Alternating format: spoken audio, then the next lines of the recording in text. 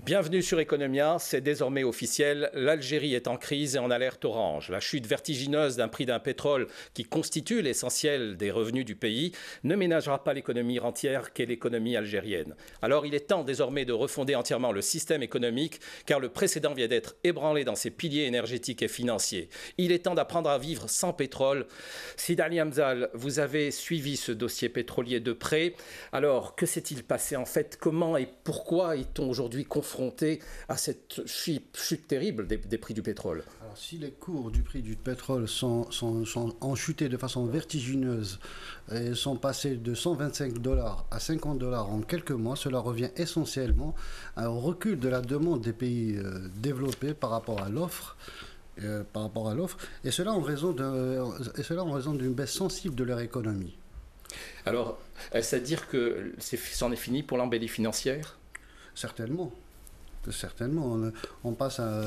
C'est un temps qui est révolu.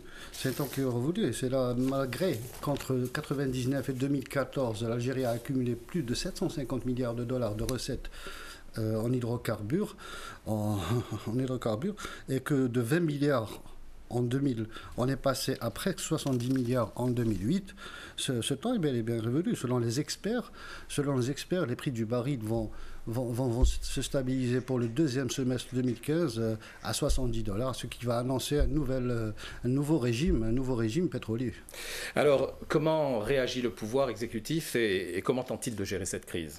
En attendant d'hypothétiques jours meilleurs, avec un baril qui pourrait peut-être revenir aux alentours de 80 $, les orientations politico-économiques énoncées récemment par le gouvernement tentent de signifier une nouvelle stratégie. Il s'agira d'une part de relancer l'économie hors hydrocarbures, notamment dans des secteurs stratégiques tels que l'industrie et l'agriculture, d'autre part d'engager plus en avant la production d'énergie renouvelable d'une façon à constituer un substitut aux énergies fossiles, mais aussi de rationaliser les dépenses publiques et d'essayer de réduire la facture d'importation.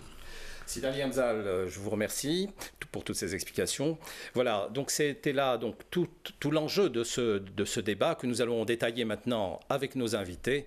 Donc le temps de donner la parole aux citoyens qui commencent à s'inquiéter, comme vous allez pouvoir le constater. On ressent évidemment, et automatiquement, il y a une augmentation des prix due à l'inflation.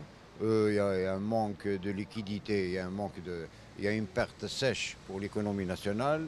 Bon, pour le moment, je vois que tout le monde est stressé par rapport à ça. Mais des répercussions, c'est-à-dire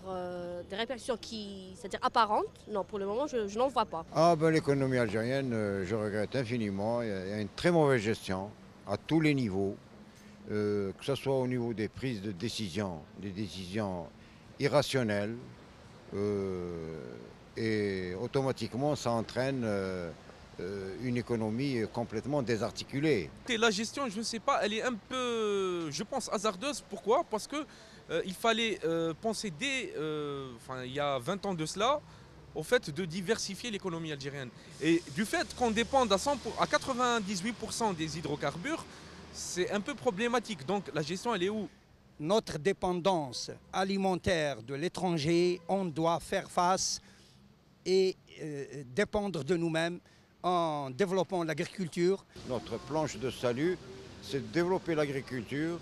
Les compétences, on ne manque pas. L'énergie renouvelable, surtout solaire, on peut faire beaucoup de choses et on n'a que faire du pétrole pour le moment. Le pétrole, il viendra le jour où ils ne pourront même pas l'extraire parce que le coût de production sera supérieur au prix de vente. Je m'inquiète beaucoup quant à l'avenir, vu que le baril du pétrole a perdu plus de 50% de sa valeur et qu'il y a de grands chantiers qui ont été initiés. Je pense qu'ils vont être gelés si ça se termine. En tout cas, j'espère que le pétrole reprendra son cours habituel, mais je suis très très inquiet par rapport à l'avenir, ça c'est sûr.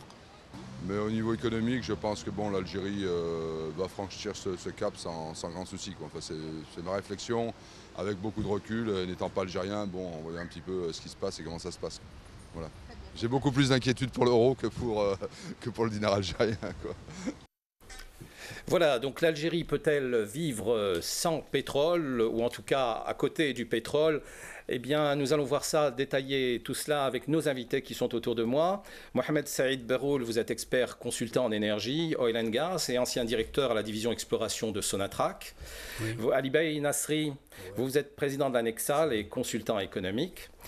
Mahdi Bendimrad, vous êtes chef d'entreprise à SPS, donc vous faites des panneaux structurels isolants modulables, vous êtes membre du conseil exécutif du FCE et vous êtes le président de NAPEO Algérie.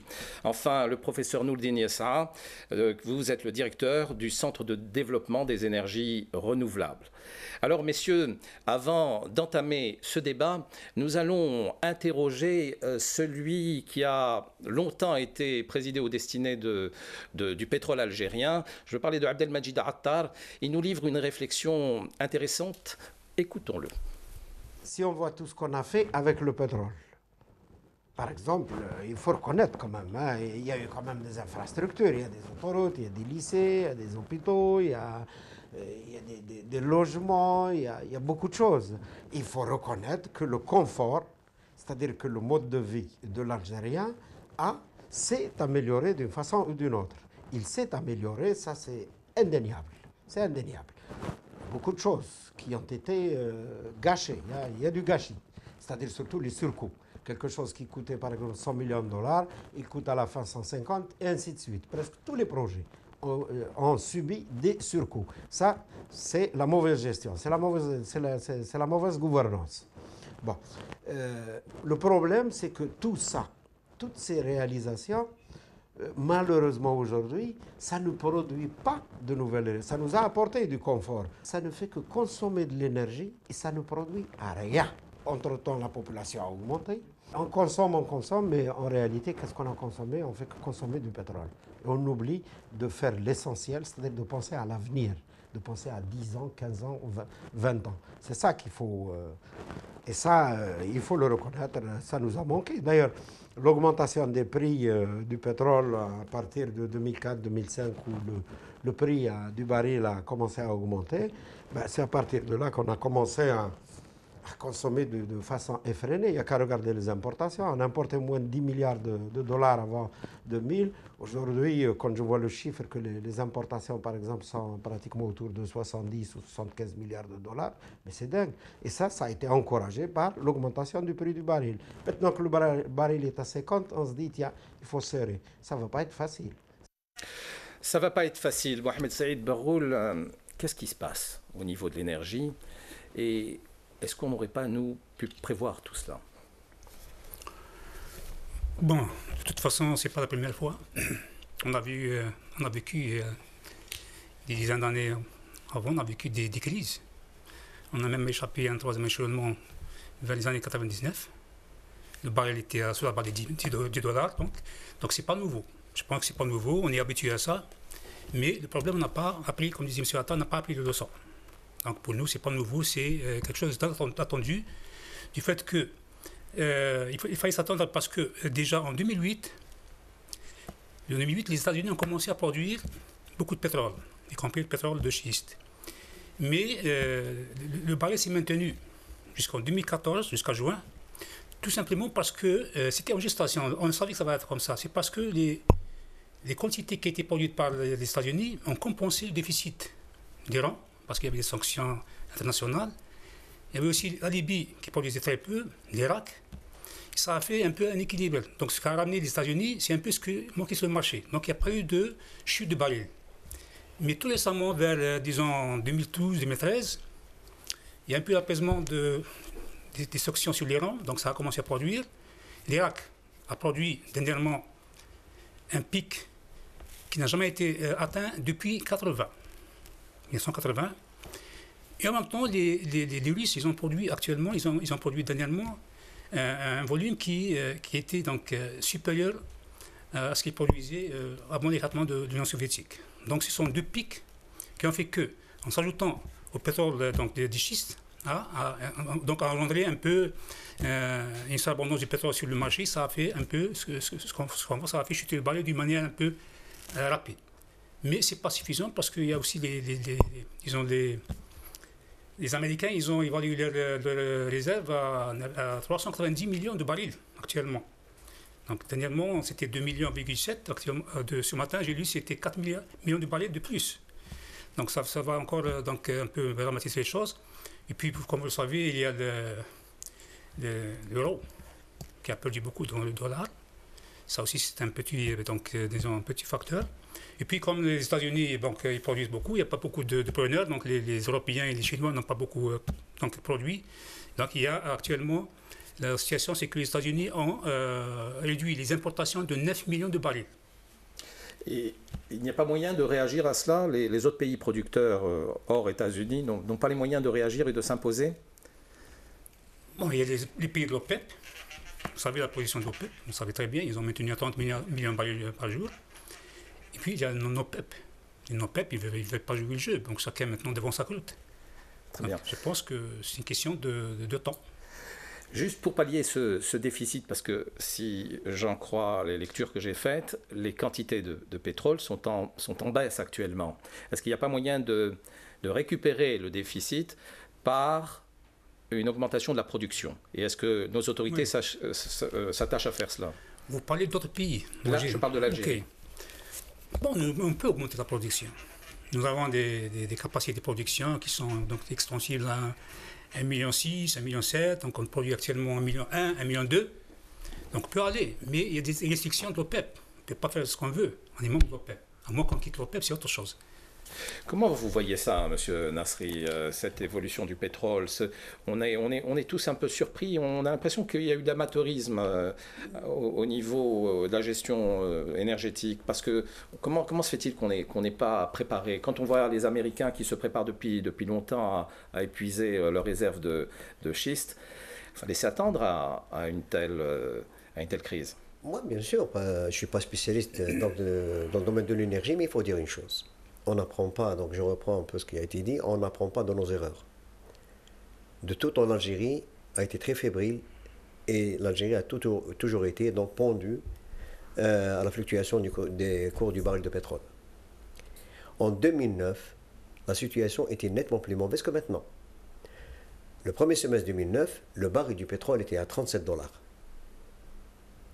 Et les exportations en 2009, et ça c'était il n'y a pas si longtemps. Hein, ouais. Donc, bien sûr. Donc en 2009, les exportations durant le premier semestre étaient de 22 milliards $. Et des importations à l'époque de 21 milliards. On était déjà dans le rouge, si on ajoutait donc les services. Qu'est-ce qui s'est passé? Eh bien, il y a eu donc l'alarme qui a sonné. On a siégé en crise. Ça a débouché sur la fameuse loi complémentaire, loi des finances complémentaire 2009. Le résultat a été, donc, des mesures ont été prises. Sont-elles bonnes, sont-elles mauvaises? L'avenir nous l'a dit. Elles n'étaient pas très bonnes. Parce que le CREDOC, la mise en place du CREDOC et d'autres mesures ont fait que les importations sont passées de 40 à 60 milliards $. Et, je le dis, je le répète, le pétrole. Et vous avez posé une question concernant justement, faut-il maintenant augmenter la production? C'est un débat. Le ministre donc, de l'énergie en a parlé et c'est envisagé actuellement pour compenser les pertes. Je reviens vers vous, M. Beroul. On doit dépendre encore longtemps du baril de pétrole? Apparemment, oui. Parce que si vous prenez un peu le PIB, il est de 43, 42, 38, 40. Donc c'est croissant. Hein. Si vous prenez le PIB par exemple à partir de 2000 jusqu'à aujourd'hui, on voit qu'il tourne autour de 33, 40, etc.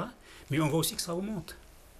Au contraire, normalement ça doit diminuer. Laisser par exemple la place à l'agriculture qui, par exemple avec un PIB en chiffre, il y a le bâtiment, il y a par exemple l'industrie avec 5%, c'est très peu. Donc on peut arriver, ça demande beaucoup de temps. Je reviens et je termine avec vous sur cet aspect-là, sur la production. Donc l'un des aspects, je vous le disais il y a un instant, c'est de produire davantage de pétrole. Est-ce qu'on peut, par les quantités, donc redresser ce déficit? Est-ce qu'on peut trouver du pétrole au nord du pays, le trouver en mer?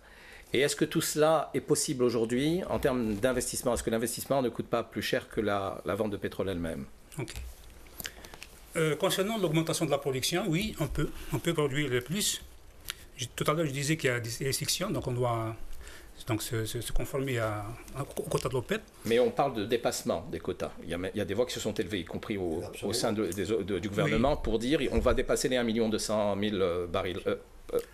On demande notre quota, on demande à ce qu'il soit un peu élevé. Donc ce n'est pas un dépassement, disons, en cachette. On peut augmenter, il n'y a pas de problème. Mais le problème, c'est que ce n'est pas le moment.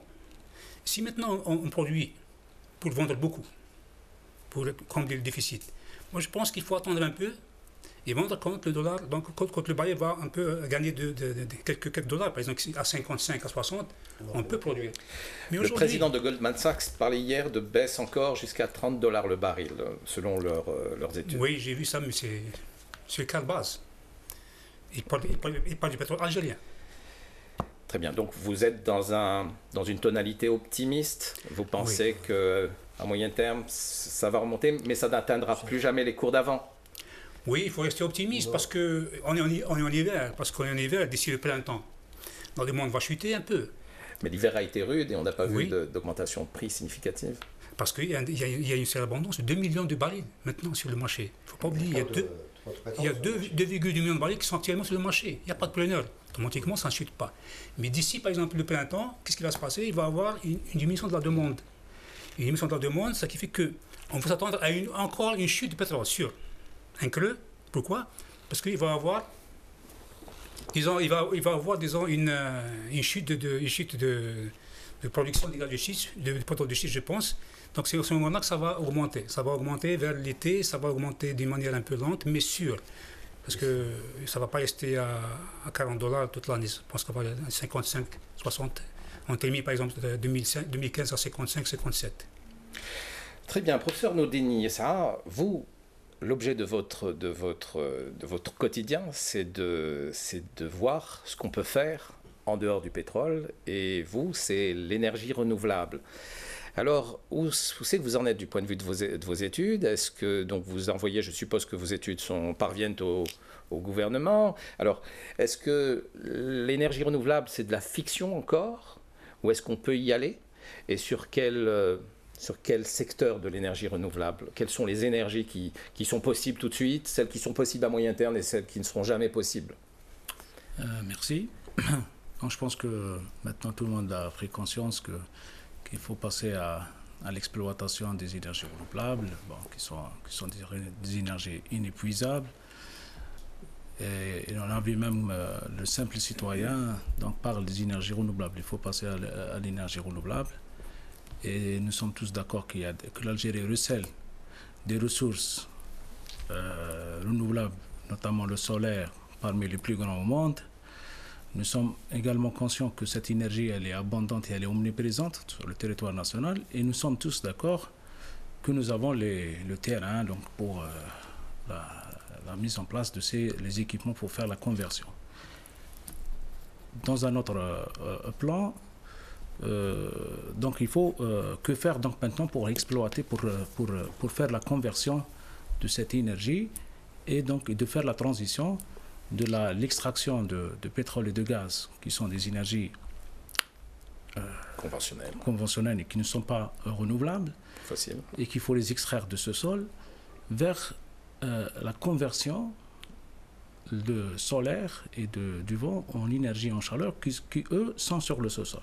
Donc c'est ça la transition, c'est un peu philosophique. Maintenant, pour pouvoir faire cette conversion, il faut développer la technologie, il faut la maîtriser. Et donc c'est ça le rôle de notre centre, c'est de développer ces technologies et de les maîtriser et de les rendre accessibles. Donc nous avons assisté ces dernières années qu'il y a eu un boom, il y a un développement technologique sur tous les niveaux. Donc, au niveau mondial. Dans les TIC, dans le transport, dans les nanotechnologies, la biotechnologie, c'est tous les niveaux. Et ces progrès technologiques ont permis de réduire les coûts. Donc maintenant, les produits technologiques, les smartphones, les tablettes, ils sont accessibles à tout le monde. Et les énergies renouvelables ne sont pas en reste. Nous avons assisté depuis 2009 à une chute vraiment drastique des prix des panneaux photovoltaïques, une chute de 85%. 85% de chute des prix des panneaux photovoltaïques, et idem pour les aérogénérateurs, pour l'éolien. Donc il y a une chute, de prix, il y a une maîtrise de technologie, de plus en plus ces technologies... Sur le photovoltaïque et sur quels autres... Sur l'éolien et sur l'énergie solaire thermique. Il y a eu, oui, ça c'est tous les rapports le confirment. Il y a une baisse vraiment vertigineuse des prix de ces équipements. Et est-ce qu'on est arrivé à un point où l'investissement devient intéressant pour nous? Très bien. Et dans certaines régions, on arrive même à la parité. La parité, c'est que le prix de l'électricité produite à partir de ces équipements, des équipements renouvelables, que ce soit le photovoltaïque, que ce soit le thermique, que ce soit l'éolien, notamment l'éolien et le photovoltaïque, dans cette région, ils sont compétitifs même avec les énergies conventionnelles. Très bien. Maintenant, donc il y a un défi technologique. Donc il faut maîtriser la technologie. Pour pouvoir maîtriser la technologie, il faut mettre en place des entreprises, donc des entreprises qui peuvent donc produire ces équipements, faire les installations des équipements, faire le suivi, la maintenance, tout ça. Et donc en Algérie, donc il y a un programme ambitieux, il y a un programme ambitieux qui a été adopté par un problème officiel, donc qui a été adopté par le gouvernement en 2011 pour déployer, pour réaliser donc une capacité de 12 gigawatts, 12 000 mégawatts en énergie renouvelable. Il y a eu une révision, une actualisation du programme récemment pour doubler la capacité donc à l'horizon 2030, et pour que cette énergie à l'horizon 2030 devienne donc participe au bouquet énergétique à hauteur d'un tiers. C'est le premier projet réalisé. Ça c'est le programme. C'est le programme. Donc il n'est pas encore donc là en 2014, il y a eu la mise en service des stations pilotes. Donc, la première station pilote de photovoltaïque de 1,1 MW multi-technologie photovoltaïque, de plusieurs technologies photovoltaïques, a été mise en service à Gardaïa. Il y a une autre station de 10 MW en énergie éolienne à Drar. Donc normalement, cette année, on commence à la réalisation des centrales de grande échelle, donc de 400 MW. Oui. Est-ce qu'on y va, mais est-ce qu'on n'y va pas trop doucement? Justement. Donc là, il faut aller à la vitesse supérieure. Mais maintenant, pour pouvoir passer à cette vitesse supérieure, il faut maîtriser la technologie, il faut maîtriser l'industrie de renouvelable. Est-ce qu'on a en Algérie une industrie renouvelable? Nous avons quelques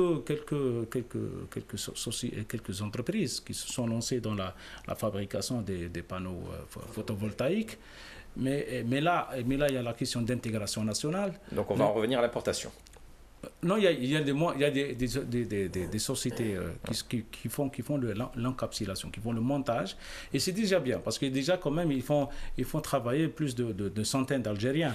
Et maintenant, ces entreprises-là, comme il n'y a pas il n'y a pas des entreprises qui font de la réalisation, parce que là, ils fabriquent des panneaux photovoltaïques, et ces panneaux-là, ils sont utilisés, ils sont vendus à des petites entreprises pour faire l'installation des kits solaires, que ce soit pour le pontage, pour l'électrification, pour le pompage. Il y a des programmes... Mais tout ça paraît encore... Oui, justement. Embryonnaire. Mais justement, oui. Donc, moi, ce que je veux vous dire, est-ce qu'on peut y aller plus vite? Est-ce que vous avez le sentiment que les autorités veulent aller plus vite? Et que si on y va, quelle part peut prendre au pétrole, à l'énergie fossile et au gaz, l'énergie renouvelable très vite? C'est ça que je veux savoir. Justement, avant d'aborder cette question, je vais peut-être revenir à le premier commentaire concernant l'augmentation de la production de pétrole. Mais il faut déjà rationaliser la consommation. Parce que si on rationalise, on économise la part de la consommation nationale, c'est des pétroles, c'est des gains qu'on va gagner en exportation. Donc là, il faut rationaliser, il faut introduire le concept de l'économie d'énergie, l'efficacité énergétique, sur tous les niveaux. Maintenant, par rapport à votre question concernant le déploiement à grande échelle des énergies renouvelables et leur contribution dans le bouquet énergétique, et là, je reviens sur la question, l'industrialisation. Donc là, quand je parle avec des entreprises qui sont lancées dans la fabrication des équipements solaires et qui ne trouvent pas des preneurs, et qu'il y a un programme un grand programme pour la réalisation des centrales. Donc là, il faut faire contribuer tous les secteurs. Donc il y a des entreprises qui sont lancées dans les batteries solaires, il y a des entreprises qui sont lancées dans les onduleurs, les régulateurs. Parce que quand on parle d'énergie renouvelable, c'est tout un système. C'est un tout, mais je vois que vous parlez beaucoup de solaire. Donc c'est le solaire qui est le plus avancé pour nous. L'Algérie, on a un gisement solaire très important. Donc donc on a des couloirs de vent. On a identifié des régions où le gisement, disons, éolien est important. Il y a des régions, mais toujours est-il, le potentiel le plus important reste le solaire. Quelle part peut prendre demain le solaire à l'énergie fossile? Ça dépend de notre maîtrise de la technologie. Et qui sait? Et comment y arriver très vite à cette maîtrise? Parce que là, quand on voit certains pays où ils ont fait une installation de centaines de gigawatts, ou de centaines de gigawatts juste en renouvelable. Donc là, parce qu'ils ont maîtrisé, ils sont appropriés la technologie. Quand on assiste quand on constate que la Chine maintenant maîtrise la technologie de production de l'éolien, des aérogénérateurs et des panneaux photovoltaïques qui sont en train d'inonder les marchés mondiaux, que les Européens ils sont en train de prendre des mesures justement pour empêcher donc l'importation des panneaux photovoltaïques. Donc là, c'est pour ça que j'ai une question à vous poser, professeur Yefsa, et on va terminer là-dessus. Ça ne vous fait pas mal au cœur, tout cet excès d'argent qu'il y a eu avec le pétrole de ces dernières années? Il aurait pu être très vite investi dans le solaire depuis longtemps, et on en serait autrement, enfin dans une autre position aujourd'hui, dans une autre situation. On aurait pu beaucoup investir depuis longtemps. Justement, il y a eu un fonds national des énergies renouvelables qui lui est alimenté par la taxe, 1% la taxe de pétrole, qui normalement allait prendre en charge donc la réalisation de tout ce programme. Bon, il y a l'étape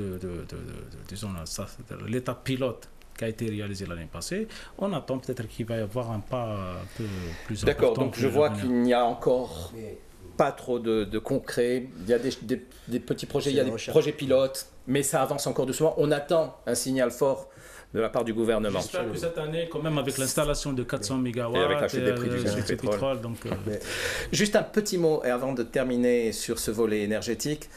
Le pétrole, le gaz de schiste ou le pétrole de schiste, il faut y aller pour vous ou là il faut juste, comme vient de l'annoncer le gouvernement, faire des explorations et puis renvoyer ça aux calendes grecques? Quel est votre sentiment là-dessus? Le gouvernement, avant, il disait qu'on va exploiter. Ce qui se passait à Inch'Allah, c'est ça qui a fait que le gouvernement a dit bon, il n'y a pas d'engagement, c'est juste des essais. Mais de toutes les façons, nous, on n'a pas les moyens techniques, on n'a pas les moyens financiers, même les conditions. Bon, je ne vais pas parler de la géologie, c'est la géologie, même si le plan géologique, on n'a pas des réserves qui seraient économiquement exploitables. Donc c'est pas le moment. C'est pas le moment, il ne sera jamais exploitable. Jamais. Jamais. Pour le moment, c'est jamais. Très bien. Messieurs, donc on va aborder maintenant le second volet de cette émission. Donc Sellel, Yousfi ont parlé et ont annoncé la crise. Et Sellel a même avancé donc des premières mesures. On parle de rationalité et non pas d'austérité encore. On parle de diversification de l'économie. Est-ce que, M. Bendimarad, tout cela est convaincant? Je rappelle que vous êtes membre exécutif du Forum des chefs d'entreprise et que vous avez sans doute au niveau du FCE longtemps planché là-dessus. Bien sûr, c'est notre, je dirais, c'est notre motto, c'est notre devoir, nous, en tant qu'organisation patronale, de conseiller et de donner les meilleures orientations qui peuvent être à même de donner une politique efficace de notre économie. Donc c'est ce qu'on fait. Et actuellement, vous voyez que le FCE rencontre les différents ministères et les différents ministres pour justement faire passer le message d'une meilleure économie, d'une économie qui est viable, d'une économie qui peut être efficace. Et c'est ce que l'on désire pour notre pays.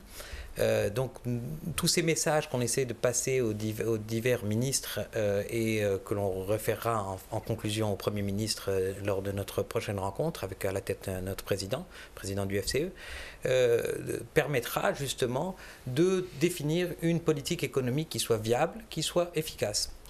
Moi je vais dire que cette crise dont vous avez parlé jusqu'à maintenant est une aubaine pour nous. Une aubaine parce que nous sommes assis sur un matelas quand même de devises, un matelas de réserve que nous n'avions pas auparavant.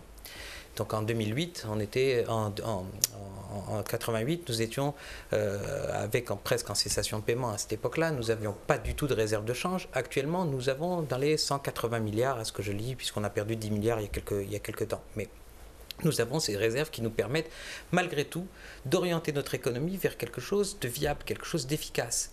Et on a des solutions. On peut réduire rapidement quelques importations par l'augmentation de la production.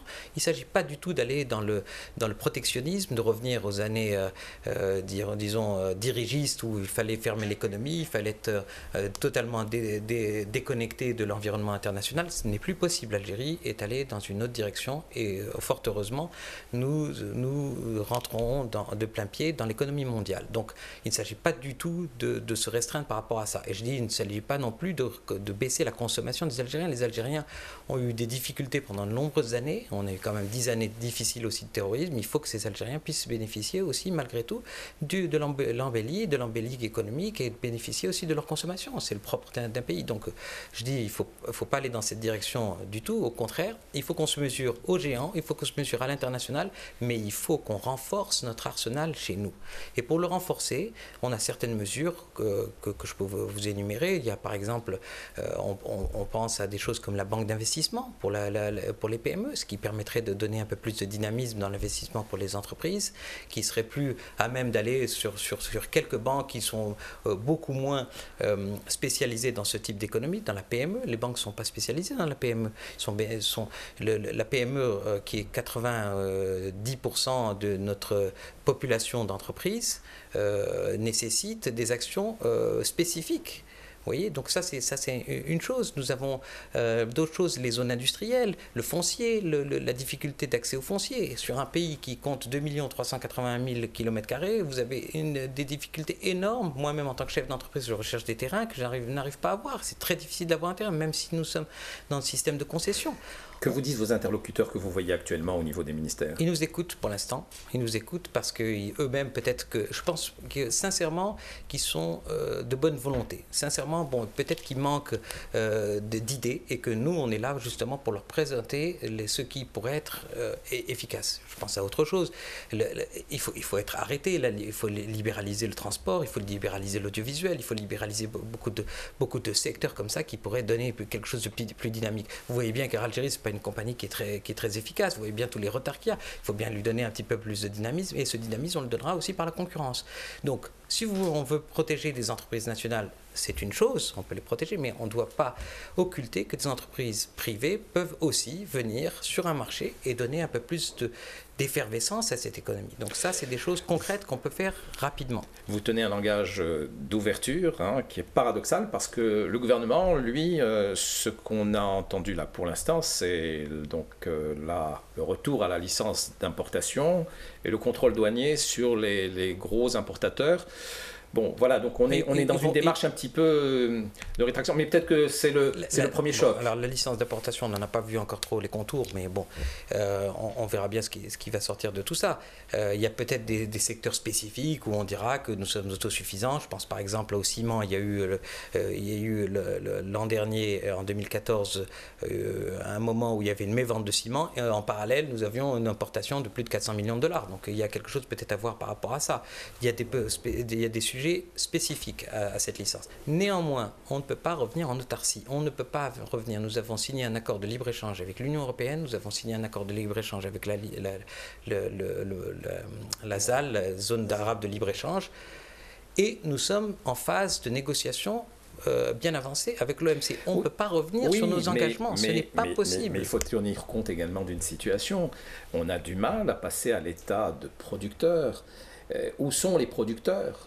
Et ça, les producteurs sont là, oui. Les producteurs ont envie, les producteurs sont juste bridés dans leurs besoins. Quand je vous ai parlé du foncier, c'est quelque chose qui bride l'investisseur. C'est quelque chose qui ne permet pas à l'investisseur de se développer. Alors, quand on ne trouve pas de terrain, moi-même, je suis dans un terrain, je n'ai pas de route. J'ai 2 usines qui sont sans route. Est-ce que vous trouvez normal que nos clients viennent, que nous-mêmes, nous soyons dans la boue tout le temps pour pouvoir aller surtout en hiver? Ce n'est pas raisonnable. Donc il y a des choses sur lesquelles on peut se concentrer. Très bien. Alors juste avant de vous donner la parole, on va écouter 2 témoignages d'experts financiers, mais vous allez voir, c'est intéressant. Plus que le problème de la réglementation financière, ce qui les embête le plus, c'est la bureaucratie. Écoutons Raif Mokretar Kharoubi. Premier impact, c'est une baisse des recettes d'exportation, avec l'impact sur la balance des paiements, donc sur les réserves de change. Le deuxième corollaire immédiat, c'est la baisse des recettes fiscales liées à la fiscalité pétrolière. Donc un double impact pour l'Algérie. Ce n'est pas tellement la quantité dépensée qui compte, mais c'est le type d'investissement, le type de projet qu'on finance qui est beaucoup plus important. Jusque-là, l'Algérie a financé beaucoup de projets d'infrastructures qui ont un caractère structurant pour l'économie et pour le développement, mais qui n'ont pas de retour sur investissement, on va dire, immédiat. Financièrement, il y a des instruments qui permettent au moins de stabiliser une partie des cours du pétrole. Je pense au commodity swap. C'est comme une forme d'assurance qui vous permet de garantir un prix sur un certain nombre d'années. Le Koweït le fait, la Norvège le fait, l'Arabie Saoudite le fait. C'est ce qui leur permet d'avoir une politique plus agressive par ailleurs. L'Algérie ne le fait pas ou ne le fait pas assez, donc ça, il faut y aller à court terme. C'est une obligation. Par contre, à moyen terme, il va falloir entamer la réforme fiscale, il va falloir rationaliser les dépenses de l'État, il va falloir mieux orienter le filet social. À moyen et long terme, la seule voie, c'est la diversification. Et pour y aller, il faut passer par l'amélioration du climat d'investissement. S'il n'y avait qu'une seule mesure à prendre, ce serait d'enlever les barrières à l'investissement. Pas simplement l'investissement direct étranger, mais l'investissement national aussi. Il y a trop de barrières administratives aujourd'hui. Ce qui est étonnant, c'est qu'un second expert qui est bien connu sur la place, Lies Kerar, du PDG du Milice, tient curieusement le même discours. Écoutons-le lui aussi. On a un problème de modèle économique. On doit sortir de la dépendance aux hydrocarbures parce que de toute façon, que le pétrole soit à $150, à $100 ou à $50, l'issue est la même avec les connaissances qu'on a aujourd'hui. Voilà, je suis incapable de prédire l'avenir, je ne suis pas Madame Soleil, tout simplement, mais avec les connaissances qu'on a aujourd'hui des chiffres, de la situation et des données qu'on a, on a une problématique de diversification de notre économie qui n'a pas d'issue. Il est clair qu'aujourd'hui, avec notre fonctionnement administratif, notre environnement des affaires, il n'est pas possible de créer de la valeur. On en consomme, donc c'est adapté, c'est comme une situation de rente, mais ce n'est pas adapté à une économie diversifiée, qui crée de la valeur, qui produit. Donc, pour dire les choses de façon simple, on a besoin de se retrousser les manches et de produire. Enlever toutes les barrières, retrousser les manches et produire. Et ce que disait M. Bendimalad, c'est un discours qui vous plaît, ça, M. Nassani? Il me plaît, mais pas, je dirais pas trop, parce que M. Bendimalad est un chef d'entreprise, il parle donc peut-être de son immédiat, de son environnement direct, mais moi je vais ailleurs. Le problème fondamental en Algérie, c'est le système de gouvernance. Il ne s'agit pas de voir des ministres, il s'agit d'agir. Nous avons un problème avec le temps. Le problème, c'est pas nous accusons un retard, vous l'avez dit. Maintenant, qu'est-ce qu'il faut faire? Il faut accélérer. Mais on n'accélère pas. On ne va pas vite. Notre ami, M. Saad, il parle du centre de recherche en énergie renouvelable. Il date depuis quand il a été créé? Une trentaine d'années. On est toujours au stade des essais. Mais ce n'est pas possible. Nous sommes un pays, il a dit, avec un potentiel, un gisement solaire inouï. On n'en profite pas. Quand on voit chez nos voisins, ils utilisent déjà le solaire. Alors, le problème fondamentalement, ce n'est pas de dire c'est le prix, Il s'agit, est-ce que le prix de l'énergie actuelle ne tue pas justement cette énergie alternative? Il est du ressort de l'État de mettre à la disposition du citoyen. Et cette énergie humaine. Oui. La société ne bouge pas. Mais on revient toujours. On croit découvrir maintenant qu'on est en crise. Vous parlez en crise. Mais on a toujours été. On l'a toujours dit. Mais on a été aveuglé par un matelas. On a été aveuglé. Écoutez, 2011, on avait un excédent dans la balance de 20 milliards de dollars. En 2012, il est passé à 11 milliards. En 2013, 130 millions de dollars. Et on est dans le négatif en 2014. Mais c'est dans l'ordre des choses. On ne prend rien. On ne prend aucune mesure. Et ce qu'il faut fondamentalement, c'est de se poser la question de fond. Que faut-il faire?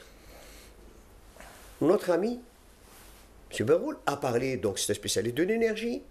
Je ne le rejoins pas tellement parce que je suis aussi... très optimiste. Oui, non, il a dit le gaz de schiste, on l'exploitera jamais. Ça, moi je suis aussi donc de formation pétrochimiste et j'ai aussi été dans l'évaluation des gisements. On ne condamne jamais à l'avance ce qui va se passer. C'est une question de coût uniquement. Et on verra, l'énergie fossile, elle a une durée de vie dans tous les pays. Et quand le pétrole atteindra 200 $, on va l'exploiter. Il faut savoir une chose, peut-être qu'on a été un peu maladroit parce qu'on a été du côté d'Ain Salah, mais il faut savoir que le bassin est de l'ordre de 800 km².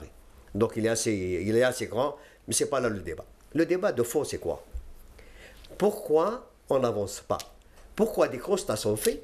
Je reviens tout simplement... Oui, parce que ces discours-là, ces débats-là, on les a depuis 20 ans. Je reviens à deux choses. D'accord. On a parlé de la diversification. Justement, on a parlé de diversification. Ce n'est pas d'aujourd'hui. On est dans la redondance, on est dans la répétition et ça n'avance pas. Ça fait travailler les journalistes. Alors fondamentalement, on revient à un système de gouvernance. Est-ce que... C'est une question qu'on pose. Ça peut être à côté, mais en tout cas, est-ce que l'organigramme du gouvernement actuel, il est le bon? Ne faut-il pas donc avoir un gouvernement de combat? On a parlé l'équipe nationale. Exactement. Je reviens un peu à ce qui s'est passé avant 1954. C'était le comité révolutionnaire de l'unité de l'action. C'est pas maintenant d'avoir disons une unité de l'action, mais un gouvernement ramassé, un gouvernement de technocrates. Il faut qu'on avale. Gouvernement de technocrates. Absolument. Moi, pour l'instant. Mais c'est la crise. Mais vous n'avez pas l'impression que la crise aujourd'hui, avec toutes les habitudes, les mauvaises habitudes qui ont été prises jusqu'à maintenant, qu'un bon gouvernement de technocrates ne peut pas faire à lui tout seul? Est-ce qu'il ne faut pas aller plus fort dans la refonte du système? Il y a deux choses. La refonte du système, elle est nécessaire. Nous sommes dans un système de gouvernance tel qu'il est, on n'avancera jamais. Pourquoi? Parce que nous sommes formatés de telle façon que quelle que soit la volonté politique, il n'y a pas de traduction sur le terrain. Ça, c'est une réalité. Alors, on a beau voir tous les ministres. Je vous dis une chose. 2007, il y a eu une stratégie de l'industrie. Des assises. Les mêmes personnes sont toujours présentes. Et qu'est-ce qu'on avait dit à l'époque? Et je parle de l'énergie. Valorisons notre gaz. Il n'est pas normal que l'Algérie importe 1,5 milliard de dollars de dérivés du plastique, alors qu'elle a du gaz qu'elle vend brut. Et je vous dis une chose. À l'époque, on avait dit pour le BTU, le million de BTU de gaz valait 4 $ et l'équivalent matière plastique valait 200 $ la tonne. Alors, qu'est-ce que nous exportons? Nous exportons de la richesse. Pourquoi? Jusqu'à quand? On avait un projet de vapocraquage d'éthane en 2007. Je ne vois pas pourquoi on le fait toujours avec des étrangers. Si on prend les exemples. L'Iran produit 8 millions de tonnes d'éthane. L'Arabie Saoudite, autant. Nous, zéro. Alors que nous sommes un pays gazier. Dans la structure de nos exportations, 30 à 30%. Quelle est selon vous la démarche urgente à adopter? La démarche urgente, c'est de mettre en œuvre ce qui déjà existe. Je prends l'exemple du FCE. Le FCE a fait 50 propositions, n'est-ce pas, M. Medimel? Oui. Est-ce qu'on sait 50 mesures? Sur les 50 mesures, combien ont été suivies? Elles ne sont pas suivies toutes, bien sûr, mais au moins on sait qu'elles sont prises en compte maintenant. Donc, vous savez, il y a un gros travail. Maintenant, je ne sais pas, M. Medimel, en tout état de cause, concernant le commerce extérieur, et le domaine que je maîtrise, l'exportation, on avait proposé dans la tripartite 2011 60 mesures, 7 ont été appliquées. Mais on ne peut pas continuer dans ce domaine-là. Alors, il y a eu dernièrement la conférence nationale sur l'économie, organisée donc par le ministère de l'Industrie. C'est toujours la même personne. On a des propositions. Mais le problème, c'est dans la traduction. Et dans la traduction, dans l'immédiat, dans la rapidité. C'est pas un ouïe que Zamantawi. On n'est pas là. Nous sommes dans l'ère de l'instantané. D'accord, c'est du mental. Là, il faut toucher le mental de l'administration. Et ça, c'est du lourd. Oui. Donc, il faut repasser par l'école. C'est un travail. Il faut travailler beaucoup les médias. Il faut avoir une obligation de résultat. Ouais. Il faut fixer des résultats à tout le monde. Il n'y a pas d'administratif. Nous sommes dans un temps économique. Nous ne sommes pas dans un temps administratif. Monsieur Bendimalad, sur la bureaucratie, c'est vrai qu'on a entendu les experts tout à l'heure dire que c'était le problème majeur. Monsieur Ali Baïnasri dit la même chose. D'accord, c'est facile de dire c'est la bureaucratie. Alors, qu'est-ce qu'on peut faire vraiment pour bouger les choses? La bureaucratie est un facteur clé de frein au développement de notre économie et on le voit bien tous les jours. Je vais vous donner des petits exemples comme ça qui sont anodins. Nous, pour importer de la matière première, pour bénéficier des accords de libre-échange, nous devons faire une franchise au niveau d'Alger Centre et nous sommes à 30-35 km d'Alger Centre, donc nous devons déplacer quelqu'un qui passe une journée face à des bureaucrates. J'espère qu'il ne m'écoute pas ce soir parce que autrement il risque de nous bloquer par la suite, mais face à des bureaucrates qui demandent sans cesse les mêmes types de documents. Donc tout ça, c'est une perte de temps alors que l'on pourrait dédouaner beaucoup plus rapidement notre matière première nécessaire à la fabrication locale. Donc ça, c'est des petites choses qu'on peut faire éliminer tout de suite. Maintenant, si on veut réduire dans l'importation de produits finis pour une raison ou pour une autre, on peut essayer de donner des freins ou des barrières directes, mais il y a des choses où on peut fluidifier rapidement les choses. Quand nous sommes 153e dans l'indice de la Banque mondiale Doing Business, j'ai entendu avant, on disait oui, mais c'est un indice qui ne reflète pas réellement l'activité du pays, mais il reflète réellement la perception qu'ont les opérateurs à essayer de... Donc la bureaucratie, ce n'est pas mettre des bancs dans les administrations pour les citoyens, ce n'est pas que ça c'est déjà bien, mais ça n'est pas que ça n'est pas non plus diminuer le nombre de... Moi, ce que je vous donne un exemple rapide, par exemple, que l'on pourrait faire, c'est la cohérence dans les activités économiques. Nous, ce qu'on prône, par exemple, au Forum des chefs d'entreprise, c'est un grand ministère économique. Les finances, nous avons les finances d'un côté, nous avons l'industrie de l'autre, nous avions les PME avant qui étaient dans un autre secteur, et nous avions l'énergie. Nous, on propose un grand ministère de l'économie, justement, qui donne une cohérence dans la volonté, dans le développement économique. Donc ça, c'est quelque chose qui permettra de ne pas avoir la redondance et beaucoup plus de cohérence dans la politique économique. Et peut-être aussi avoir une réflexion qui tourne toujours autour aussi dans un système de libre marché sur l'entreprise aussi. Il faut avoir une vision d'entreprise élaborée par des technocrates. On écoute à ce propos M. Bouchalfa Khamnou, qui est le directeur général d'Algex. L'essentiel doit se faire sur la production. Il faut renforcer davantage l'outil de production, il faut le moderniser, il faut le diversifier, il faut laisser les acteurs économiques travailler l'entreprise, il faut la remettre au centre de la question économique. Il ne faut pas qu'elle reste en périphérie. Donc toutes les politiques économiques qui doivent être pensées doivent prendre en considération que c'est pour l'entreprise et par l'entreprise. On ne peut pas faire une stratégie ou une politique économique sans l'acteur principal qui est l'entreprise. Voilà, on finit par être éreinté, c'est vrai. Ça fait très longtemps, on le disait, on parle de cela et on parle que de cela dans la rue.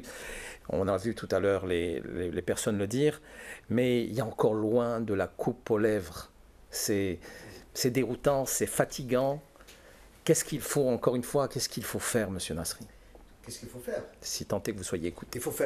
D'abord, il faut avoir de la rigueur. Il faut rendre des comptes dans ce pays. Rendre des comptes, non pas sur une gestion, disons, malveillante, mais rendre des comptes sur ce qu'on fait. Il y a une obligation, je reviens à l'obligation de résultat. On ne rend compte à personne. On a un temps administratif. Je peux vous citer différentes lois non appliquées en 10 ans. Donc, si on n'a pas les hommes, je ne dirais pas qu'il faut, mais en tout cas, si on n'a pas des gens, des acteurs, des gens qui agissent, il faut être maintenant dans le temps de l'action. Le temps des constats, c'est fini. On ne peut plus se permettre de faire des constats éternellement. On ne fait que reculer. Il faut voir par rapport aux économies émergentes, ce qu'on est, comment on est classé. On revient, on parle de diversification de l'économie. Vous savez que nous avons 40 millions d'hectares non exploités en Algérie.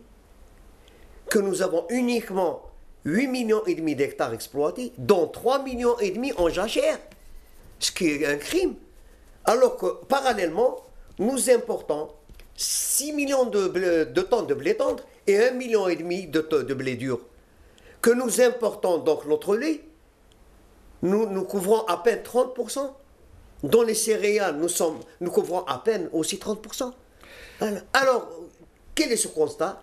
Pourquoi on n'y va pas? Pourquoi on n'exploite pas? Ben, tout simplement, on ne fait pas confiance aux Algériens. On ne veut pas donner des terres. On ne prend pas des décisions. La relation de confiance n'est toujours pas... La confiance n'existe pas. C'est pas qu'elle n'est pas là. La confiance n'est pas là. Quand on prend des textes chez nous, malheureusement, dans le domaine économique, on pense à tout, sauf à l'efficacité. Un mot sur l'économie d'énergie. C'est des choses qu'on va certainement voir bientôt. On va aussi se diriger sur des questions comme cela, sur des soucis de cette nature, monsieur Berroul. L'économie d'énergie, de toute façon, nous... Au niveau du citoyen. Hein. Oui. Donc, on consomme beaucoup d'énergie parce qu'on est quatrième. En Afrique, l'Afrique du Sud, le Gabon, la Libye, nous sommes quatrième. Non, je voudrais rapidement que vous répondiez là-dessus. C'est-à-dire, on va se diriger maintenant, on va avoir ces soucis-là maintenant, ces prochaines années d'économie d'énergie. Il va falloir rentrer là-dedans, certainement. Oui, parce que déjà, nous avons, entre guillemets, beaucoup de gaspillage. Voilà. On a beaucoup de gaspillage, donc il va falloir trouver comment, disons, réguler ça. Vous avez par exemple l'essence à 20 dinars, 22 dinars. Par exemple, c'est 3 fois rien. Le gaspillage, qui est un véritable problème aussi, un véritable fléau, et qui est lié à la bureaucratie, parce qu'on voit souvent les choses se refaire et se refaire. Là, juste un mot sur la diaspora. Vous qui avez longtemps été à l'étranger, notamment aux États-Unis, est-ce que la diaspora peut être utile à ce pays? Définitivement, bien sûr. La diaspora permettrait justement... Je pense qu'il y a des gens au niveau des Algériens à l'étranger qui sont... suffisamment armés au niveau technicité, au niveau de leur éducation pour venir en Algérie et avoir les mêmes qualités qu'un expert étranger. Donc, et ces gens-là ont envie de donner quelque chose à leur pays. Donc nous, on doit la capter. Ils peuvent servir de modèle pour les Ils sont un modèle parce qu'ils sont un modèle de réussite pour l'Algérien. Quand nous, au sein d'une APO, nous organisons la Global Entrepreneurship Week, la Semaine mondiale de l'entrepreneuriat, nous amenons aussi des gens qui ont réussi à l'étranger pour montrer un petit peu, captiver un petit peu cet engouement pour ces jeunes, pour faire comme ces gens qui ont réussi à l'étranger. Donc ces gens de la diaspora, nous recherchons d'ailleurs c'est un axe important au niveau du Forum des chefs d'entreprise. Nous avons une commission qui est dédiée à la diaspora, comment capter cette diaspora, comment que cette diaspora puisse venir en Algérie, rentrer dans son pays et participer à l'effort de reconstruction, je dirais, de notre économie. Juste un mot par rapport à l'économie d'énergie, justement, il y a l'économie d'énergie, il y a l'efficacité énergétique, et comment le mode de construction, le mode de consommation, il faut changer le paradigme déjà des habitudes des Algériens, mais également les énergies renouvelables. Donc le fait d'intégrer les énergies renouvelables dans le mix énergétique, ça va l'économie d'énergie, les chauffe-eau solaires. Vous restez, et c'est le dernier mot, vous restez quand même malgré tout optimiste? Même vous, monsieur Nasri? Le passé, je suis pessimiste pour le passé. Mais je suis donc dans l'optimisme pour le futur. À la seule condition, bien sûr. Qu'on réagisse très vite. Qu'on réagisse et qu'on ne reste pas uniquement dans des vœux, dans des constats. Et que, pardon, pour l'économie d'énergie, je voudrais ajouter donc aussi une chose, que l'État commence par lui-même. Nous voyons les administrations.